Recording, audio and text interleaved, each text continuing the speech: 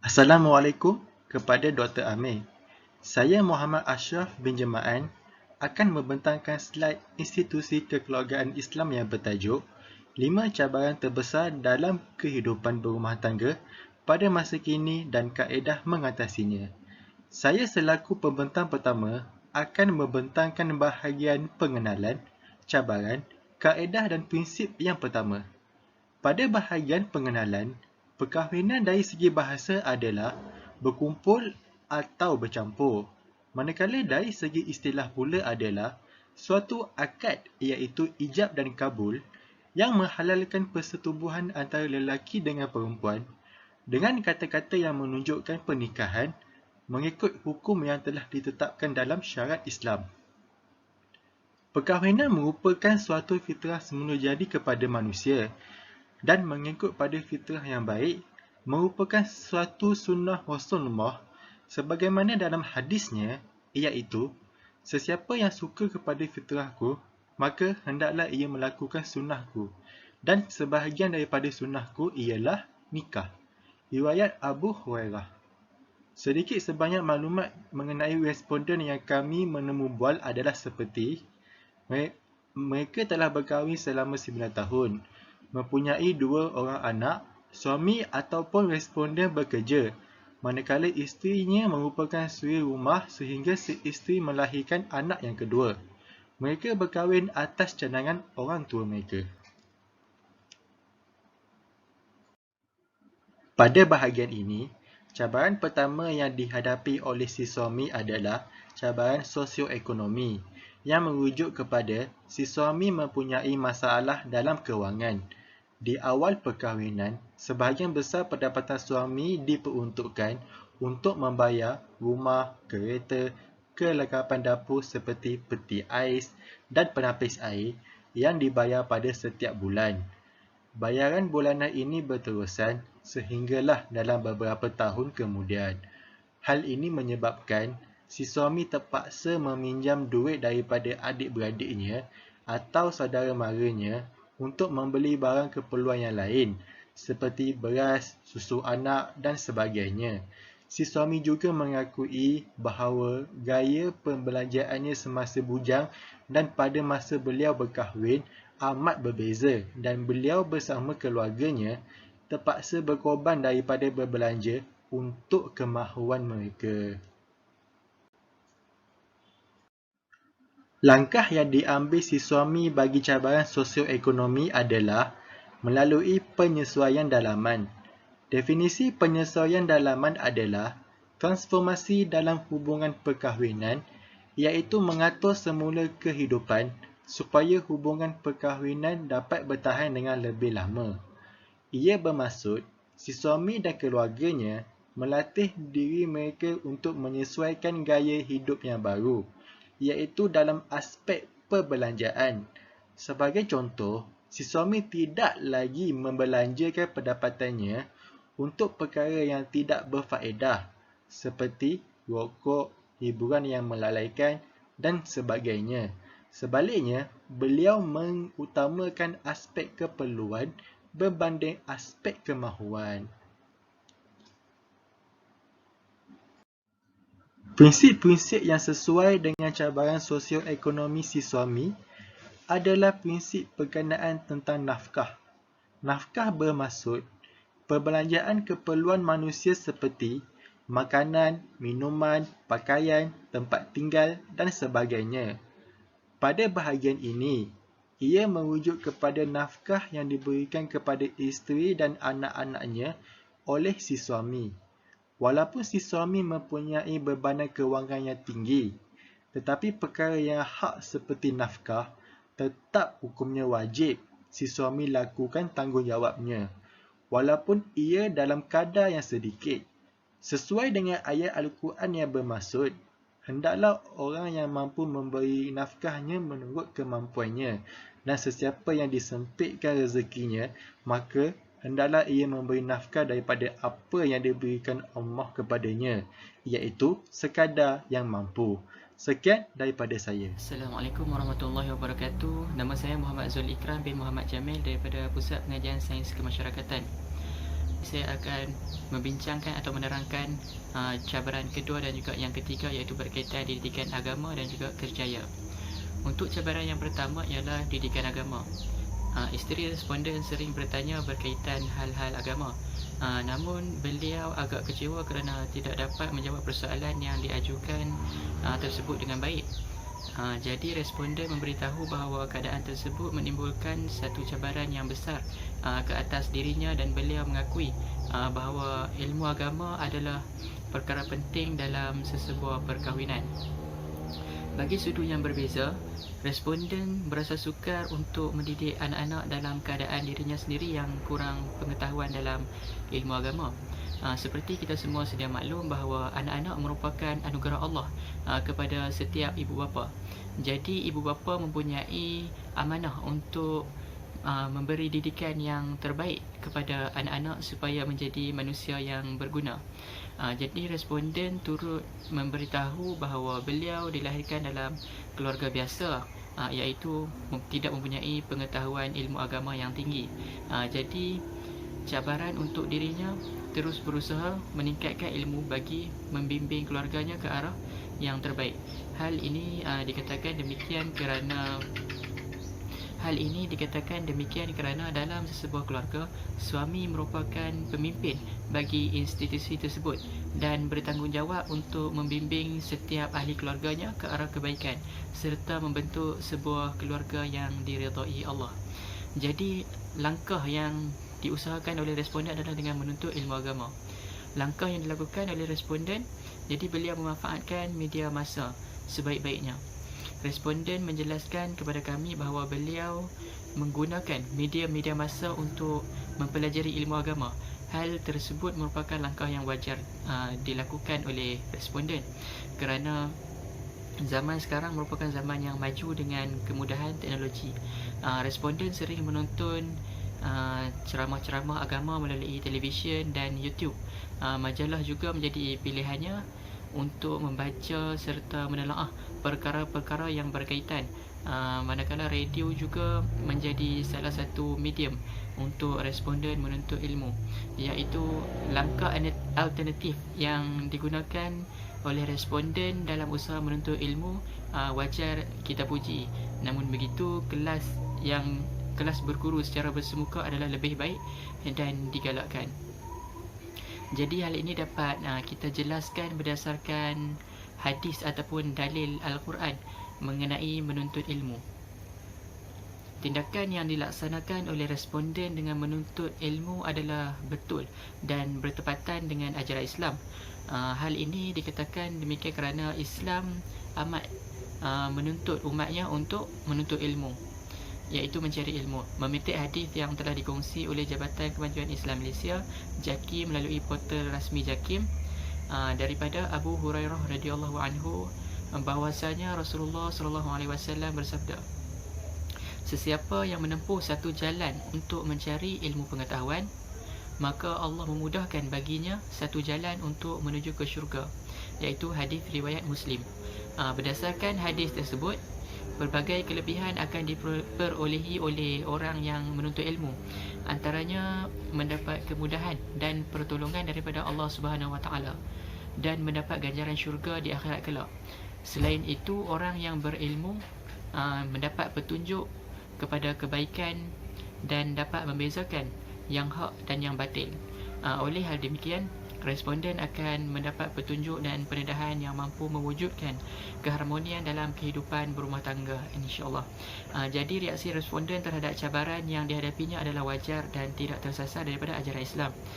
Responden berusaha memanfaatkan pelbagai medium dan kemudahan yang tersedia pada hari ini, iaitu untuk menuntut ilmu. Sudah tentu usaha itu tidak menjadi sia-sia kerana ilmu yang diperolehi tersebut amat berguna kepada diri, keluarga, malah masyarakat sekalipun. Sehubungan dengan itu, orang yang berilmu akan Allah Subhanahu Wa Taala angkat darjatnya menurut firman-Nya dalam surah Al-Mujadalah ayat 11, iaitu yang bermaksud nescaya Allah akan meninggikan orang-orang yang beriman di antaramu dan orang-orang yang diberi ilmu pengetahuan beberapa darjat, iaitu surah Al-Mujadalah ayat ke-11. Untuk cabaran yang kedua, ataupun cabaran yang ketiga dalam kajian ini adalah kerjaya. Responden menghadapi cabaran dalam kerjaya apabila telah selesai dengan cabaran sosioekonomi yang dihadapinya sebelum ini. Beliau mendapat pekerjaan yang lebih baik berbanding si isteri. Jadi sudah tentu gaji yang diterimanya juga tinggi. Perkara yang sukar dielakkannya adalah komitmen yang tinggi terpaksa diberikan kepada kerjaya tersebut. Hal ini mengakibatkan beliau sentiasa berada dalam keadaan sibuk dan dibebani dengan tugasan kerja sehingga mengabaikan masa bersama keluarga. Walau bagaimanapun, pengabaian hak ataupun masa kepada ahli keluarganya berpunca daripada tindakannya sendiri yang kurang mahir dalam membahagikan masa dengan baik. Hal ini dikatakan demikian kerana kerjaya yang beliau miliki itu menjadi satu cabaran yang besar untuk dirinya sebagai seorang ketua keluarga. Jadi beliau perlu tanganinya dengan bijak kerana kata Siti Fatimah Abdul Rahman 1994, pasangan suami isteri yang sibuk dengan kerjaya masing-masing lazimnya akan berakhir dengan keretakan rumah tangga. Jadi usaha yang dilakukan oleh responden adalah dengan membahagikan antara masa kerja dengan masa lapang. Responden mengambil tindakan dengan tersebut untuk mengatasi cabarannya, iaitu dalam segi kerjaya. Dalam situasi ini, responden berada dalam kedudukan yang penting, iaitu perlu menunaikan haknya kepada majikan sebagai seorang pekerja dan sebagai seorang pemimpin terhadap keluarganya. Jadi beliau berusaha menggunakan sebaik-baiknya masa kerja untuk menyiapkan setiap tugasan dan kerja yang diberikan supaya masa lapangnya tidak terganggu. Tindakannya tersebut membolehkan beliau meluangkan masa lapang bersama anak-anak dan isteri tanpa mengabaikan hak mana-mana pihak, iaitu haknya sebagai seorang pekerja dan sebagai seorang ketua keluarga. Jadi beliau turut membincangkan tentang tugasnya sebagai seorang ketua keluarga yang perlu mencari nafkah untuk keluarga yang dibinanya supaya berada dalam keadaan terkawal dan terbaik. Beliau merasakan tindakannya membahagikan masa kerja dengan bersama masa keluarga adalah suatu tindakan yang bijak untuk menunaikan hak masing-masing yang melibatkan dirinya. Jadi antara dalil ataupun hadis yang berkaitan dengan hak dapat saya nyatakan di sini iaitu dua. Tersebut tindakan responden dengan membahagikan masa kerja dengan masa lapang merupakan satu tindakan yang bijak yang tidak melanggar syariat agama. Beliau dengan sedaya upaya cuba untuk menunaikan hak setiap pihak yang melibatkan dirinya. Berdasarkan hadis riwayat Al-Bukhari, seorang lelaki adalah pemimpin keluarganya. Berdasarkan hadis tersebut, responden sebagai seorang ayah kepada anak-anak telah menunjukkan teladan dan contoh yang baik untuk pengajaran anak-anak. Hal ini dikatakan demikian kerana tugasnya yang berperanan sebagai pemimpin keluarga yang perlu menunjukkan contoh dan teladan yang terbaik kepada setiap ahli keluarganya. Tindakan tersebut boleh dikatakan sebagai kepimpinan melalui teladan, di mana tindakan seorang pemimpin itu dijadikan contoh dan ikutan untuk orang-orang yang di bawahnya, iaitu anak-anak dan isterinya. Sehubungan dengan itu, tindakannya membahagikan masa lapang dan masa kerja menunjukkan sikap dirinya yang tidak melebihkan sesuatu dengan sesuatu yang lain, di mana beliau dapat meluangkan masa bersama keluarga, iaitu hak seorang isteri dapat ditunaikan, iaitu dari segi cinta dan kasih sayang suami terhadap isterinya. Begitu juga untuk seorang bapa kepada anak-anaknya. Hal ini dikatakan demikian kerana kewajipan suami isteri untuk menunaikan rasa tenang dan kasih sayang seperti mana yang dijelaskan dalam firman-Nya surah Ar-Rum, surah ke-30 ayat 21. Maksudnya, dan di antara tanda-tanda kekuasaannya ialah dia menciptakan untukmu isteri-isteri dari jenismu sendiri, supaya kamu cenderung untuk merasa tenteram kepadanya dan dijadikannya di antaramu rasa kasih sayang dan rahmat. Sesungguhnya yang demikian itu benar-benar menjadi tanda-tanda bagi kaum yang berfikir. Iaitu surah Ar-Rum, surah ke-30 ayat 21. Sekadar itu daripada saya. Terima kasih. Assalamualaikum warahmatullahi wabarakatuh. Saya Aminuddin Dekal Hamidi. Saya akan menceritakan tentang cabaran yang keempat yang dihadapi oleh responden, iaitu akhlak dan sosial. Responden menghadapi masalah dalam akhlak dan sosial terhadap isterinya kerana isterinya tidak menjaga batas pergaulan dengan rakan sekerja yang berlainan jantina. Walaupun keizinan yang telah diberikan oleh suami untuk isterinya bekerja, tetapi ia tidak menjadikan alasan untuk isterinya keluar bersama lelaki lain yang di tempat kerja. Responden turut memberitahu bahawa isterinya juga ada membuka aib suaminya kepada rakan sekerjanya. Antara langkah yang dilakukan dengan memelihara adab.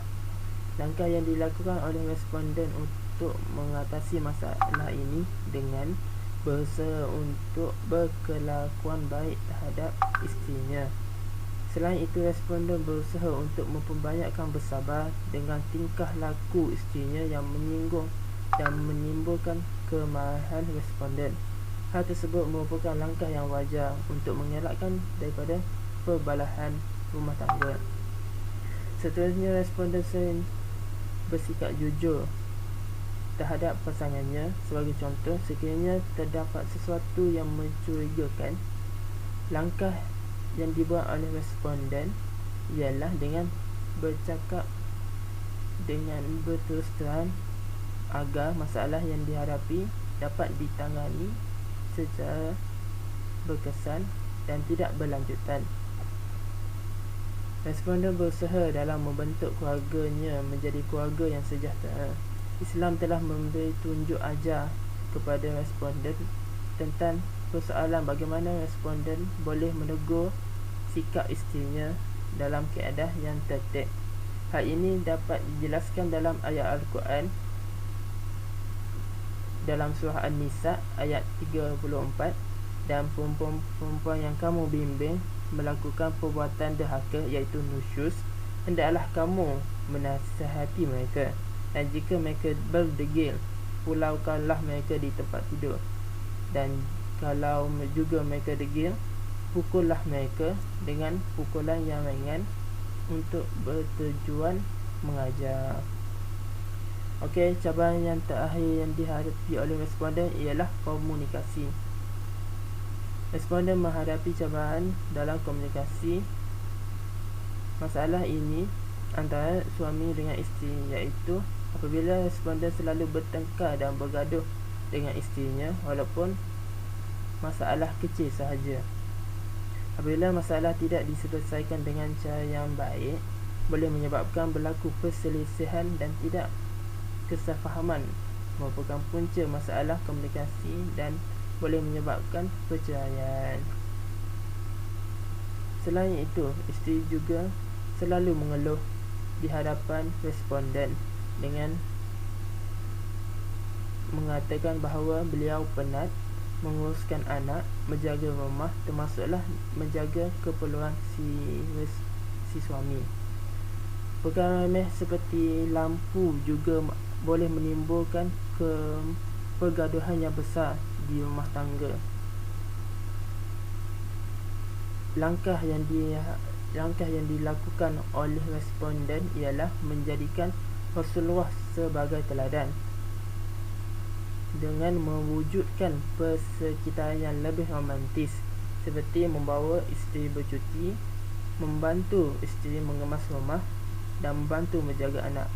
Rasulullah wajar dijadikan sebagai ikon untuk semua masyarakat, termasuklah dalam institusi kekeluargaan. Responden bertindak dengan mewujudkan persekitaran yang romantis dengan membawa pasangannya bercuti, mengemas rumah dan menjaga anak bersama-sama. Responden berasa kasihan akan pengorbanan isterinya yang besar terhadap keluarganya. Melalui tindakan ini, hubungan antara mereka makin akrab dan semakin baik. Suami wajib bergaul dengan isteri yang secara baik. Saranan pergaulan yang baik dalam kekeluargaan telah dijelaskan dalam Al-Quran, Surah Al-Baqarah, Surah An-Nisa ayat 19, dan bergaullah kamu dengan mereka, isteri-isteri kamu, dengan cara yang baik. Suami sebagai teman untuk isteri sewajarnya, menjadi orang yang sentiasa mendengar masalah isteri, melayani keranahnya dan bermanja-manja dengannya, kerana jelas pergaulan baik akan membuat hubungan perkahwinan itu menjadi lebih mesra. Sekian, terima kasih. Jadi dapat saya simpulkan di sini bahawa responden telah bertindak bijak dengan kemampuannya untuk membentuk sebuah keluarga bahagia dan harmoni. Terima kasih.